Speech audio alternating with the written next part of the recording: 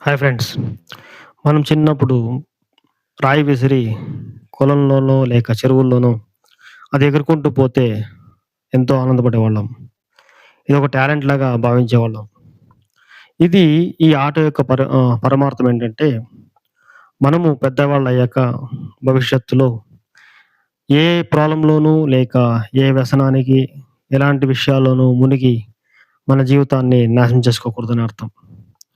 ఈ రాయి ఎలా ఎగురుకుంటూ వెళ్తుందో వాటర్‌లో మునగకుండా మన జీవితాన్ని కూడా పైపైనే జీవితాన్ని చూస్తూ, ప్రాబ్లమ్‌ను పైపైనే చూస్తూ జీవితాన్ని అలా సాగించాలని పరమార్థం.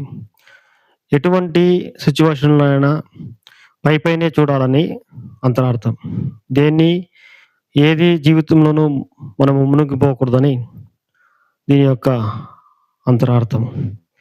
మరికొన్ని ఆటల గురించి, దాని యొక్క పరమార్థం గురించి భవిష్యత్తులో వస్తాను. సబ్‌స్క్రైబ్ టు సుకృతం స్టూడియోస్.